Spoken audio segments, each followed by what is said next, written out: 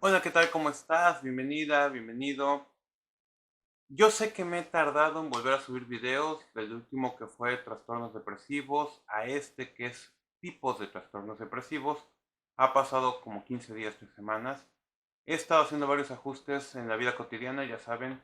Primero hay que encargarse de los asuntos urgentes, como siempre se los digo, para poder dedicarnos a lo que nos da placer. Entonces, sin más, bueno, como siempre, gracias por estar, gracias por ver este video más, pero sobre todo, gracias por compartir los videos, activar la campanita, darle me gusta al canal y ver toda la información que siempre te ofrezco, ¿no?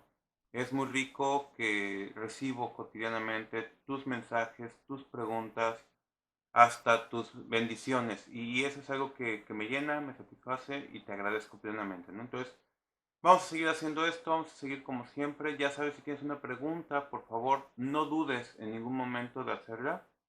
Con todo gusto me tomaré el tiempo de responderla y si no sé qué es lo que me estás preguntando, profundizaré e investigaré para darte una respuesta, digamos, adecuada. Entonces, como siempre, ahí estamos, así que vamos a seguir adelante.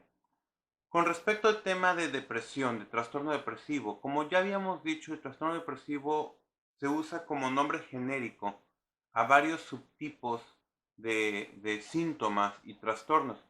¿Por qué hay varios subtipos? Porque no es lo mismo un trastorno depresivo mayor que un trastorno de distimia o un trastorno ¿cómo se llama? Disfórico premenstrual o una depresión atípica, ¿sí? ¿Por qué? Porque hay algo que se llama contexto de síntomas.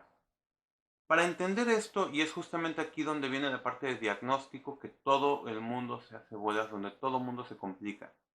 Para entender esto tenemos que entender que los trastornos, para ser identificados y para ser, eh, ¿cómo puedo decir?, diagnosticados como tal, tienen que cumplir con muchos requisitos. Se los he dicho en otros videos. Si no se cumplen estos marcadores, no podemos tener primero la idea de que hay un trastorno. Y segundo, no podemos saber cuál es el tipo y subtipo de trastorno. Entonces, empecemos por el trastorno depresivo mayor. También es conocido como trastorno unipolar. Los pacientes van a tender a tener un aspecto triste, un ánimo deprimido, llanto fácil, un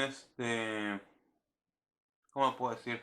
Un estado melancólico en todo lo que es su expresión corporal, y una postura de caída, una pérdida del apetito, tanto sexual como alimenticio, o un trastorno de es decir, tanto como puede ser que tengan menos ganas como puede ser que tengan más, ¿no? Pero lo importante es entender que en el trastorno depresivo mayor hay varios puntos que son como los que van a generar el diagnóstico específico. Para esto tenemos que entender que los siguientes síntomas son los persistentes y que tienen que mantenerse presentes, activos, por un periodo sostenido de 2 semanas o más, ¿sí? Y de entrada, el primero que se tiene que mantener durante 2 semanas o más es un estado de ánimo deprimido y depresivo, una pérdida del interés y una pérdida de placer, lo que nosotros llamamos anedonia. Pero esto, ¿cómo lo puedes saber? O sea, tal vez me dices, es que me he sentido triste por 2 semanas o 3 semanas o un mes. Sí, una cosa es sentirse triste y otra cosa es perder la energía de movimiento, es sentirnos depresivos. Este estilo o este nivel del que te estoy hablando es un estado en el cual perdemos como esta potencia de vida, como si se te apagara el motor. Ya lo habíamos platicado en el video anterior, ¿no? Y bueno, los síntomas de un estado depresivo mayor tienen que ver con los siguientes, ¿no? Primero, estado depresivo de ánimo la mayor parte del día sostenido por 2 semanas o más. Esta parte del tiempo es muy importante, ¿sí? Dos, marcada disminución del interés o placer de todas o casi todas las actividades que antes comúnmente le atraían y le movilizaban, ¿no? En la mayor parte del día. Aumento o pérdida significativa del peso, ¿sí? Y disminución o aumento también del apetito, lo que te decía anteriormente. Insomnio o hipersomnia, es decir, va a haber un trastorno en cómo dormimos, va a haber un trastorno en cómo comemos y va a haber un trastorno en nuestro deseo, ¿sí? Agitación o retardo psicomotor observado por otros, es decir, observamos a la persona lenta, como si estuviera funcionando a una tercera parte de su velocidad o su potencia normal. Hay una clara fatiga o pérdida de energía, ¿sí? Se siente inútil, se siente con culpa excesiva o con una cuestión de inapropiedad, ¿sí? Hay una capacidad disminuida para pensar, concentrarse y hay una indecisión. O sea, es una persona que pasa de ser activa, concentrada, funcional, a ser una persona indecisa, con una potencia baja, que no ejecuta o que no define. Pensamientos recurrentes de muerte o suicidio. Esto es muy importante. Se dice comúnmente o pueden llegar a leer o escuchar en videos que un paciente con depresión no se suicida. Eso es mentira. Sí es cierto que la tasa va a ser menor, pero hay mucho pensamiento sobre muerte y mucha ideación suicida. Y hay un porcentual que tiene el acto de intento de. Si de estos síntomas que te digo, la mayoría califican, podríamos estar hablando de una persona con una depresión mayor. Pero acuérdate que aquí algo que es súper importante es el marco de tiempo. El marco de tiempo que estamos estableciendo son 2 semanas o más, ¿sí? Si no superamos estas 2 semanas o más, quiere decir que entonces o no es un trastorno depresivo mayor o es otro tipo de trastorno depresivo. Porque hay que ver, por ejemplo, tenemos el trastorno depresivo persistente, también conocido como trastorno distímico o distimia. Ujú. Los síntomas son similares a los del trastorno depresivo mayor, pero estos tienen que persistir, ser sostenidos durante 2 años o más sin que remitan y se tiene que mantener el estímulo o el estado depresivo, ¿no? Esto es muy importante porque esta categoría la notamos claramente en grandes ciudades, ¿sí? Es también conocido como un trastorno depresivo mayor crónico. No quiere decir, porque esto también hay algo que se confunde de repente mucho, que es como si fueran olas de estados depresivos, sino durante 2 años o más la persona se mantiene sostenidamente siempre en estado depresivo. No es como que tiene ciclos, se mantiene en esto. Eso es muy importante entender, ¿de acuerdo? Ahora, la serie de síntomas va a cambiar, va a ser un poquito diferente y va a ser por debajo del umbral de lo que es la depresión mayor. Es decir, es una persona que está, voy a decirlo en términos coloquiales, bajoneada, que no llega a estar en este estado totalmente deprimido y sin potencia, pero es una persona que dices funciona meramente en lo básico, ¿no? Los pacientes afectados se presentan habitualmente como negativos, pesimistas, no tienen sentido del humor, son pasivos, están como introvertidos, obviamente hipercríticos, todo se lo achacan a sí mismos y se cargan culpas de cualquier cosa, quejumbrosos, enfermizos, quebradizos, ¿sí? De los síntomas como muy clásicos que se tienen que mantener por 2 años a más, y mínimo son dos de los siguientes, son falta o exceso de apetito, insomnio, hipersomnia, baja energía o fatiga, baja autoestima, ojo con esto, ¿sí? Acuérdate de lo que te estoy diciendo, una persona con depresión tiende a cargar con culpas y a descalificarse, una persona con distimia o trastorno depresivo crónico va a tener una sobrecarga de culpas, ¿sí? Es hipercrítico consigo mismo, entonces de autoestima obviamente se va para abajo, ¿sí? Tenemos una falta de concentración, una dificultad para tomar decisiones y sentimientos de desesperanza. Es una persona para la cual el mundo ya es de color gris, por no decir negro. O sea, de estas personas que escuchamos y que conocemos, o tal vez somos, que de repente no hay para dónde hacerse y no importa lo que hagas, nunca vas a salir adelante. Tenemos también el trastorno disfórico premenstrual. Este trastorno es muy específico porque, para empezar, es premenstrual, es decir, únicamente afecta a las mujeres, ¿sí? Son manifestaciones similares a las del síndrome premenstrual, pero son mucho más intensas. Todos los malestares físicos normales que tienen, pero agréguenle estados emocionales combinados con el estilo depresivo, ¿no? La cuestión es que hay un notable cambio del estado de ánimo, hay repentina tristeza, fácil llanto, pero muy fácil llanto. La irritabilidad es un marcador muy importante, ¿sí? Porque pensaríamos que una persona deprimida no se enoja, pero muchas veces una persona deprimida tiene este síntoma de irritabilidad.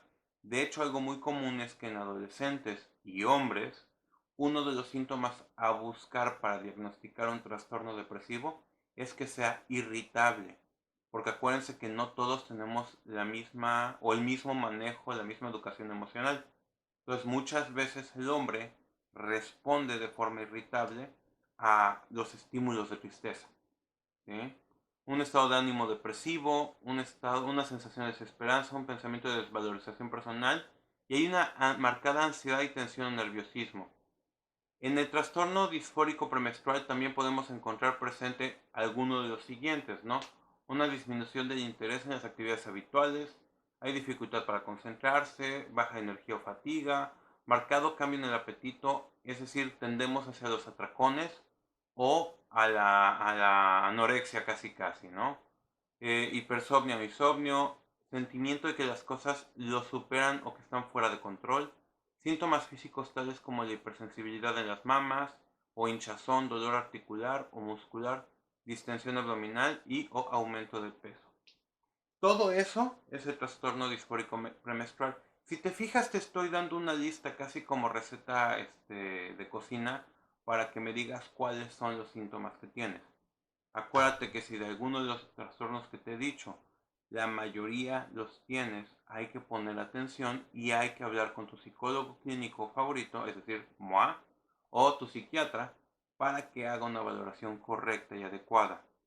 ¿Por qué? Porque, por ejemplo, algo que no he mencionado aquí, que es muy común en el trastorno depresivo, es que haya síntomas de ansiedad. Y no lo he mencionado porque no quiero confundirlos con el trastorno ansioso. Pero eso ahorita lo toco un poquito, ¿no?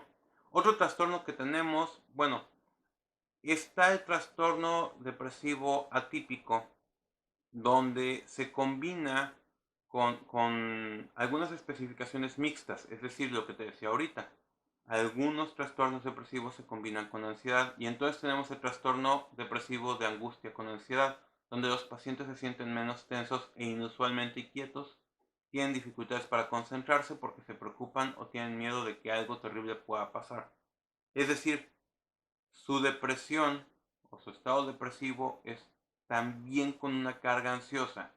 Todo puede ser malo, va a pasar, va a ser mi culpa, y entonces estoy en un estado constante de alerta, ¿no?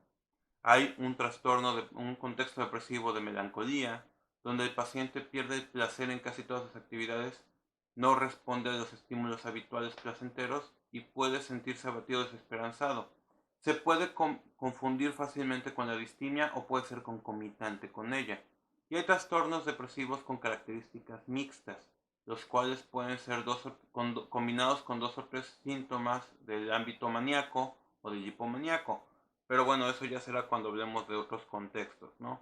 Está el atípico, está el psicótico, el catatónico, el de inicio periparto y el de patrón estacional. Este último sí quiero hacer hincapié el de patrón estacional. ¿Por qué? Porque los periodos depresivos van a estar determinados respecto a las estaciones del año, obviamente de acuerdo a tu lugar geográfico en el mundo, ¿no? Si bien a cualquiera le puede dar una depresión de patrón estacional, algo que es muy importante es que comúnmente es marcada cuando entran lo que es otoño o invierno. Pero bueno, a nivel de diagnóstico tendríamos, como siempre te digo, que evaluar primero los criterios clínicos médicos, porque el doctor tiene que evaluar que no haya una baja a nivel hormonal, un desequilibrio a nivel eléctrico cerebral, etc, etc. Y de ahí ya se tienen que hacer varias pruebas y demás.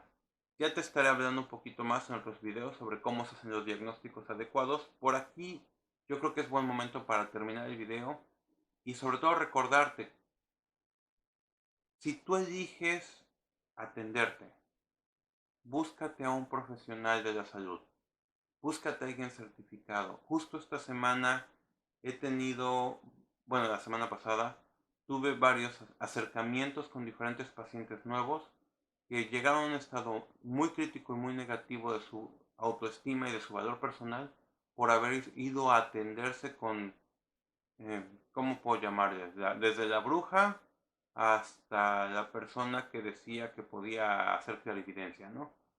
Atiéndete con profesionales. Tal vez aparentemente sea costoso, pero créeme que es más costoso irte por lo barato y por lo que no conoce, ¿no? Como sea, tú decides. Recuerda, si no te mueves, te mueres. Tú sabes si luchas, te sostienes o te pierdes. Cuídate mucho, estamos en contacto. Recuerda compartir el video. Cualquier duda, cualquier cosa, escriba a mi correo electrónico que aparecerá de este lado. Pero sobre todo, si tienes la decisión de tomar terapia, escríbeme a mi correo y con todo gusto te daré informes. Te dejo un abrazo muy grande, cuídate mucho y estamos en contacto. Hasta luego.